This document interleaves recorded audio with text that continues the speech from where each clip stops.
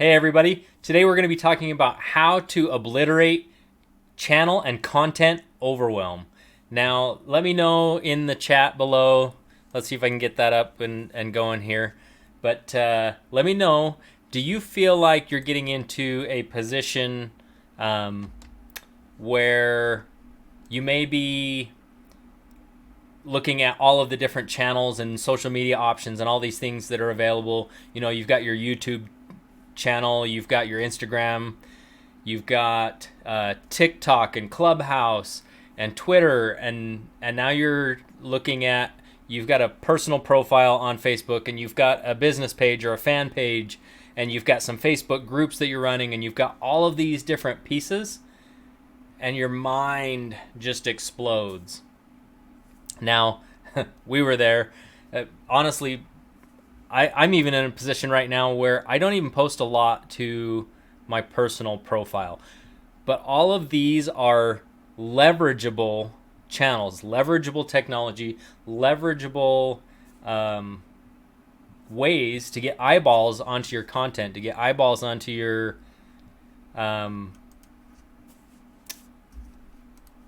page, to your content, to your products, to your services, to all of these things, right?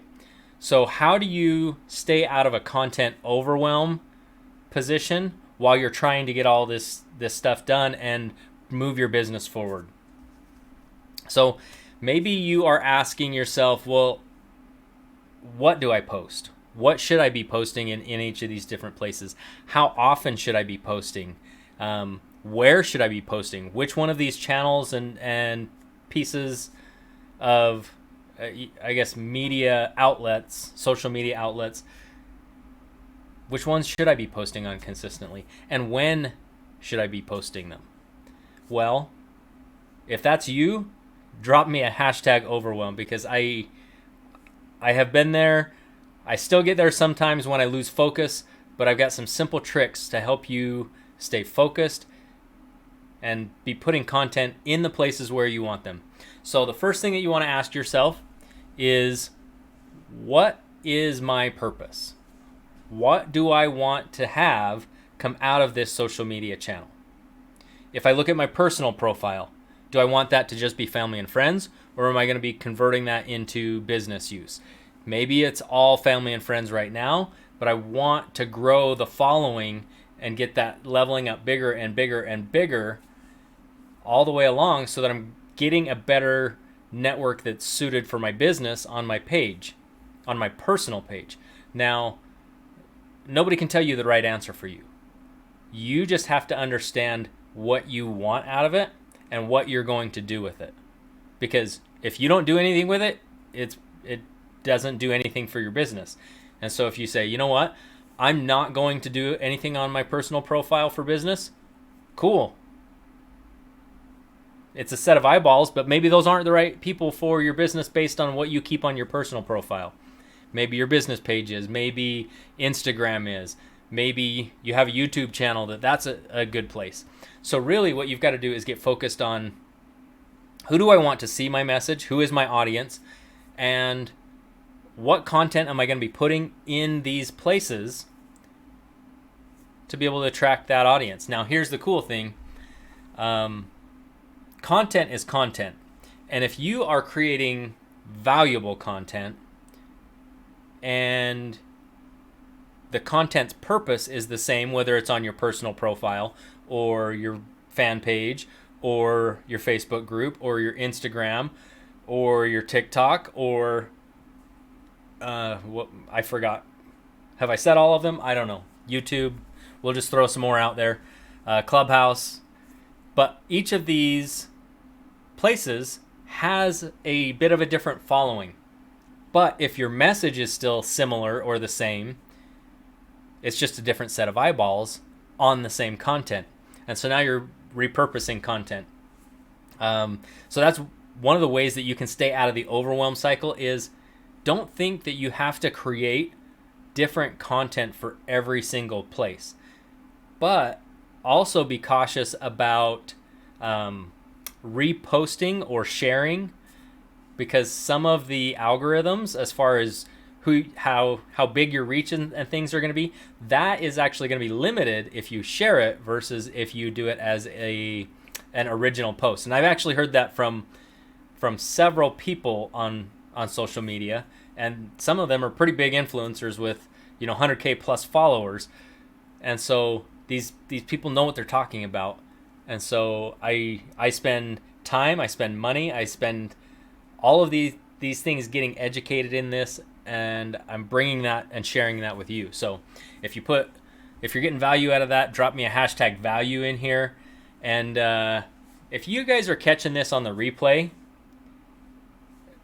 just jump in, let us know you're here with us, put hashtag replay so that Jill and I can come in and connect with you a little bit later on as you're going through this. But yeah, so that's kind of the nuts and bolts of how to decide what and where to be posting. And I can't give you, the golden crystal ball answer, but I can say the more places that you put the same content, the more bang for the buck that you're going to be getting out of the time and effort that you spent into creating it.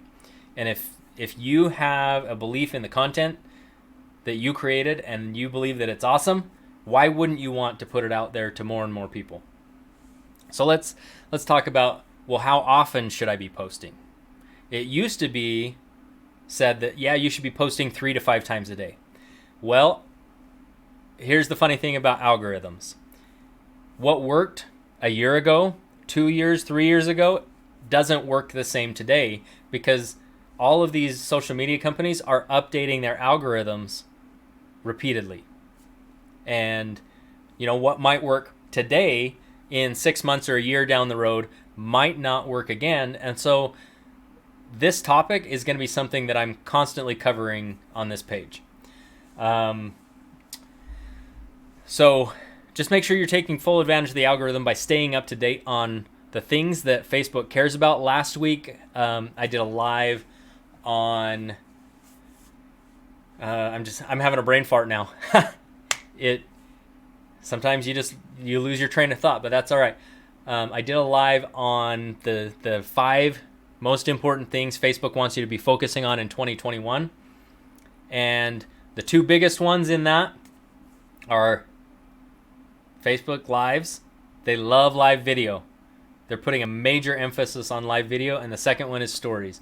And so we're going to jump into those, because if they want to put an emphasis on that, they want to put an emphasis on live content, on the stories coming across the feed and people interacting through stories, and make sure that that's what they want on that platform, and go put your content there. The awesome thing about stories is it's just small clips. Can you take a quick clip of you doing a morning meditation, or having your breakfast or your coffee, or taking a walk during your lunch break, or any of these things throughout the day, to let people see, hey, this is a real person and I'm going to connect with them. One thing I guess I should say is personal page. Well, that's going to be more personal. Your fan page or your business page, well, that's going to be branding you. This is where you get to actually brand yourself. And then groups is where you're going to be like more all business all the time, focused on what it is that you're offering. So we've covered the when, the where, what. Well, that's all going to depend on your content and your posting and how often. Here's the thing. Facebook right now is, the algorithm gets a little bit confused when you've got multiple posts throughout the day. So if by chance you are going to post, you should separate your posts by at least 8 hours. Give yourself some space between them. Let the algorithm do its work. Put it in front of the people that it's going to put it in front of, and then you can do another post. And for me, the only time I post twice in a day is if I'm going to post like a text post and then do a Facebook Live. So that's twice. that is completely separate from doing stories. Now, stories, here's the fun thing about stories is Facebook rewards for posting multiple times a day in stories. So as you repost on your story, it kind of, if you've seen it, you've got at the top this list of all the stories, right? And each time you post a new story, it kind of bubbles you up to the top of the list again. And so as you're putting yourself to the top of that list, you are putting yourself in front of more people. You can do this on your Facebook profile. You can do it in Instagram. I believe you can do it on a business page, but things have changed in the way they've been rolling it out for me, and I'm not finding that as easily on the computer, but I may be able to find it on the phone a little bit easier. So you just kind of have to play around with it and understand where that's at. So as you're doing this, make sure that you know the purpose. Because, for example, I mentioned the business page or your fan page. You are selling yourself. You're selling your capabilities as a leader to be able to help them and those types of things. So that's more about you personally. And this is going to be where you're going to build like a fan base, a following, and that kind of stuff. Your groups, that's where you're going to be driving your business home. That's where you're going to be very business centric. You're going to be having lots of offers and things like that. Now, stories. Stories. This, if you are using stories, drop me a hashtag stories in the chat. And if you're not using stories, drop me hashtag no stories. And so occasionally I'll do stories, but it's something that I have been learning more about. And honestly, right now, I just feel awkward doing it. Like, it's just one of those things where you have to just bite the bullet, dig in, and realize that, you know what, at first, you are probably going to suck at it. And that's okay. It's going to suck. And it's okay. Let me say it again. It's going to suck. And guess what? That is okay. Because everybody sucked at one point. Think about your favorite athlete, whether that's, running, football, baseball, baseball, basketball. Pick your favorite sport and find somebody that you know that is like top of the game in that sport right now. Where did they start? Did they start right at the top and just stayed there forever? No, they had to start right at the beginning and suck. And that was okay because they got better and better and better with consistency and practice. So the same thing with stories. So this is going to be an area that Jill and I are going to be focusing on a lot more, diving into stories, because that is where people are going to get to know, like, and trust you. This one tip right here, stories outside of Facebook Lives is probably the number, I guess Facebook Lives and then stories are the top two things that are going to put your content in front of people. Facebook loves stories. So you should be doing 3 to 5 stories a day. Like 1 in the morning, 1 midday, 1 at night. And remember, each time you do that, it refreshes it and they get to see that story coming back in their feed again. The best part is, this is a great place for you to practice, even for live stuff, because you can do story after story after story after story and kind of put this live commentary together. And if it was awful, well, it's gone. It's gone in 24 hours. So you got practice going live. It's gone in 24 hours. People saw it. And here's the best part about it is, people that see your stories are generally the people that are going to be following you on a fairly regular basis. And so you can start to see who's following you. And then the next best tip is, when you interact through a story, you go directly to the messenger. So eventually when you get into a business conversation, there's already a history with Facebook in terms of having a conversation. And so there's already that connection. Plus, Facebook, when you connect through Messenger, puts more of your content in front of these people. So it's like a double win. You are using each of these pieces together to kind of fuel and level up your content and your engagement with your audience or audiences if you have multiple channels and things going on. Another awesome thing, typically we say on your news feed, you're not going to be posting your products or your services. Like, you don't want to be salesy and spammy in the feed, right? In stories, this is a great place to create an offer, to create, I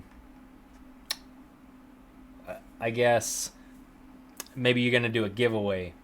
You're going to create an offer. You're going to create a sale, right?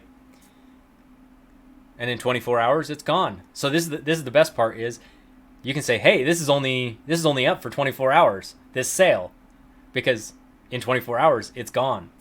And so this is an awesome place to do that, and a great place to leverage putting offers in front of your audience. Some other ways that you can build engagement, again, is you can drop tips. So just 15 to 20 second little video clips, tips. Put your face on camera, because that's when people get to know you. You know, you can put motivational quotes or something that you learned, or share somebody else's story, or do that kind of stuff too. But keep yourself involved, because people want to get to know you personally, not somebody else's stuff. But you can still become, you don't have to be the expert, but you can become a reporter by sharing other valuable content too. You can share your morning routine. You can do polls, quizzes, slide bars, and get that feedback. And like I mentioned, once there's that interaction and feedback, you're right into private messages or direct messages. And so when it comes time to have a business conversation, that's going to make that process way simpler down the road. So those tips right there are going to help you. Number one, repurpose content. Don't think that you have to create content to post 3 to 5 times a day for 3 to 5 channels. Like that's a recipe for disaster. And I thought that we needed to do that when we first started, and I didn't do it because I just got stuck in that state of overwhelm.